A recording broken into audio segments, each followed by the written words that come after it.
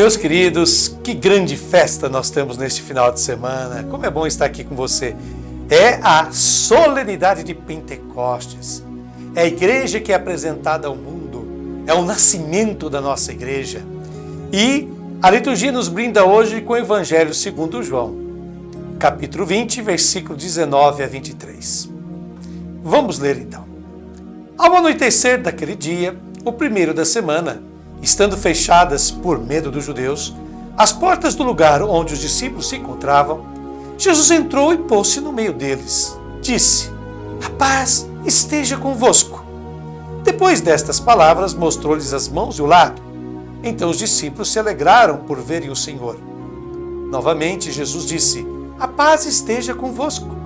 Como o Pai me enviou, também eu vos envio." E depois de ter dito isso, soprou sobre eles e disse: "Recebei o Espírito Santo. A quem perdoardes os pecados, eles lhes serão perdoados. A quem os não perdoardes, eles lhes serão retidos." E esta é a palavra da salvação. Agora Alberto Madi, biblista italiano, nos ajuda a entender melhor esse santo evangelho dessa grande solenidade de Pentecostes. O novo relacionamento que Jesus tinha estabelecido entre os seres humanos e Deus precisava de uma nova aliança. Vamos só fazer uma paradinha aqui, só para explicar. Vocês se lembram que o Antigo Testamento significa antiga aliança. A palavra testamento significa aliança, pacto, né? Então, o Antigo Testamento, que é a Bíblia que os judeus usam até hoje, que eles chamam de Tanakh, que é Torá, Neviim, Ketuvim, quer dizer, a lei, os profetas e os escritos. Vocês sabem que esse primeiro pacto narrava o pacto de Deus com Abraão, com Moisés e assim por diante. Acontece que com a vinda de Jesus, o próprio Filho de Deus, há uma necessidade de renovar essa aliança. É por isso que Lucas, no Atos dos Apóstolos, capítulo 2, de 1 a 13, apresenta a história de Pentecostes, essa que será lida como primeira leitura deste final de semana. Pentecostes era o dia em que a comunidade judaica comemorava o dom da lei, o presente da lei. Pois bem, enquanto os judeus celebram o dom da lei, sobre a comunidade dos discípulos de Jesus cai do céu, o Espírito Santo. Com Jesus não há mais uma lei que é externa ao homem e que deve ser observada, mas algo que deve ser acolhido, uma força interna que libera energia de amor. Essa é a nova lei, uma força interna que libera energia de amor. Esse é o dom, é o presente do Espírito Santo. Os outros evangelistas também narram o episódio de Pentecostes, embora de maneiras diferentes. Por exemplo, João, esse mesmo evangelista que acabamos de ler, tem um pequeno Pentecostes. No momento da morte, quando Jesus entrega o seu Espírito, em João capítulo 19, versículo 30b, mas sobretudo na passagem que agora vamos examinar, que é o capítulo 20, como dissemos, versículos 19 a 23. Vamos lá. Diz o evangelista: "Ao anoitecer daquele dia." Que dia é esse? É o dia da ressurreição de Jesus. Continua dizendo o evangelista: "O primeiro da semana, estando fechadas, por medo dos judeus, as portas do lugar onde os discípulos se encontravam." Lembremos que o mandato de captura, de prisão, não era só para Jesus. Não só Jesus era perigoso, mas perigosa era também a doutrina dele. Foi por isso que quando Jesus esteve em frente ao sumo sacerdote, esse não pediu-lhe nada sobre ele mesmo, mas quis saber duas coisas: sobre os discípulos e sua doutrina. Portanto, por medo de encontrar o mesmo destino de Jesus, os discípulos se fecharam e trancaram as portas. Mas, prossegue o evangelista, dizendo: "Jesus entrou e pondo-se no meio deles." É importante esta informação que nos dá o evangelista. Quando Jesus ressuscitado aparece aos seus, ele sempre se põe no meio deles. Jesus não está à frente, de modo que as pessoas que estejam perto dele sejam as que lhe são mais próximas, ou no alto. Jesus se põe no meio. Isso significa que todos os que lhe estão ao redor possam ter a mesma relação com ele. Não há alguém mais importante e outros menos, alguns antes e outros depois no grupo dos discípulos de Jesus. É bom a gente saber disso. Continuando a leitura do Evangelho, temos: e lhes disse, a paz esteja convosco. Essas palavras de Jesus não são um augúrio ou uma saudação simplesmente. A paz é um dom de Jesus. Paz, nós sabemos que a palavra hebraica é shalom e indica tudo que contribui para a felicidade humana. Isso é shalom, isso é paz.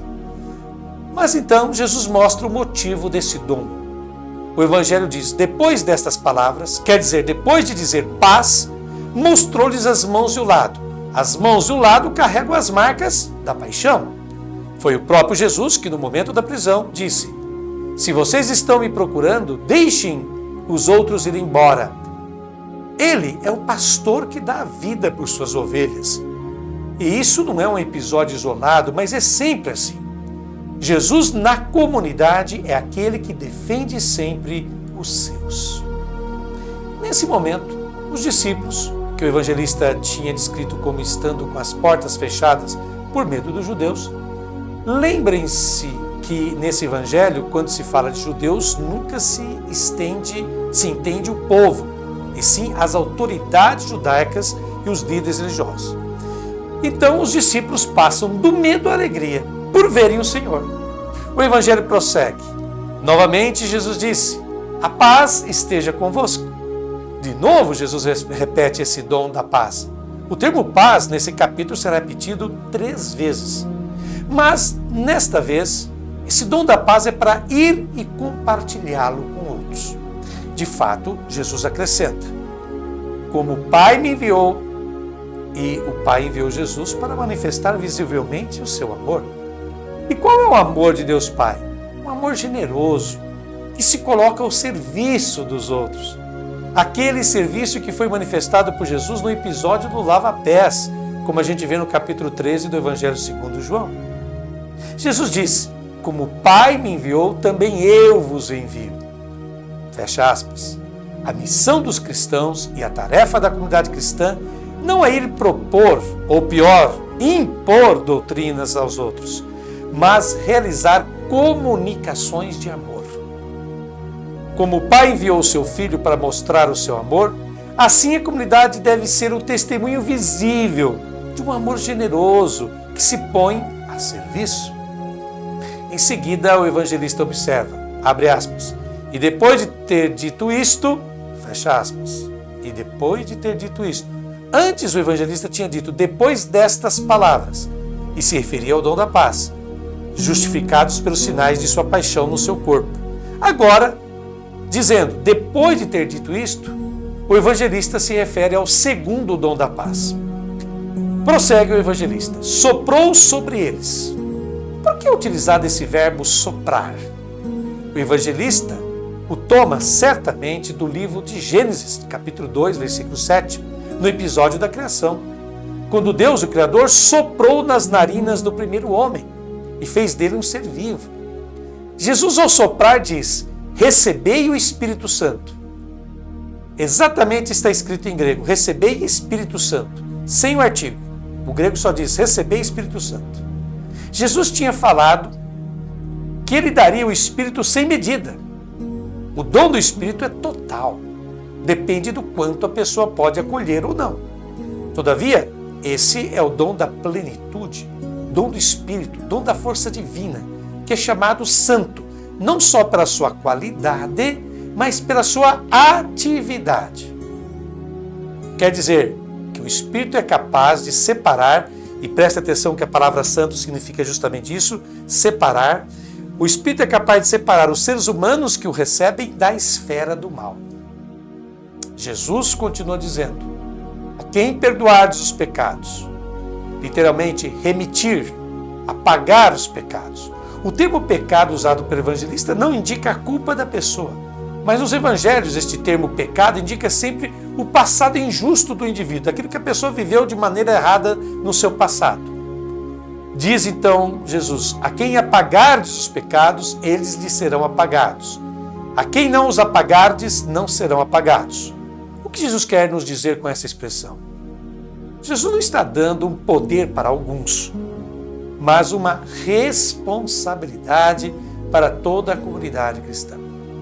A comunidade cristã deve ser como luz que espalha ao seu redor os raios do amor. Aqueles que vivem ainda do pecado e na injustiça, vendo essa luz, se sentem atraídos, e todo o passado injusto deles, qualquer que seja, será completamente eliminado. Pelo contrário, aqueles que, mesmo vendo brilhar a luz, se escondem ainda mais nas trevas, Jesus tinha dito que aquele que faz o mal odeia a luz, permanecerão sob a capa do pecado. Portanto, o que Jesus manda fazer não é um mandato para julgar as pessoas, mas um oferecimento para cada pessoa da proposta de plenitude de vida. Após essas palavras de Alberto Madi, agora vem uma reflexão minha, pessoal, sobre esse texto do Evangelho do dia de Pentecostes. Muito se comenta nos tempos atuais sobre o Espírito Santo, os seus dons, as suas graças e os seus milagres. Porém, os cristãos seguem compreendendo muito pouco a dimensão da vinda, dessa queda do Espírito Santo sobre nós, humildes seres humanos. Afinal, devemos nos perguntar, primeiro, que dom é esse que o Espírito nos traz? Em segundo, para que serve esse dom ou esses dons do Espírito? O Evangelho de hoje, dia de Pentecostes, ajuda-nos a entender que o dom do Espírito Santo é o amor. Assim como Jesus foi amado pelo Pai e enviado por este para salvar o mundo, o mesmo ele concedeu a nós, seus discípulos e discípulas. O Espírito é santo, exatamente porque ele vem separar, afastar de nós aquilo que é mal. Isso é importantíssimo. Todo aquele ou aquela que recebe o Espírito Santo, deixando que ele atue em seu íntimo, afasta-se da esfera do mal. Não permite que o mal faça a sua cabeça, oriente a sua vida, corrompa o amor que deve viver cada dia na relação com as pessoas. Portanto, o dom do Espírito que nos é concedido tem por finalidade fazer o amor triunfar neste mundo. Repito, o dom do Espírito Santo que nos é concedido tem por finalidade, objetivo, fazer o amor triunfar neste mundo, nesta terra. Tem por objetivo dar força, ânimo e vigor aos seguidores de Jesus Cristo, para que consigam transformar este mundo dominado pelo egoísmo, pela inveja, pela ganância, pela injustiça, pela desigualdade gritante, enfim, pelo pecado.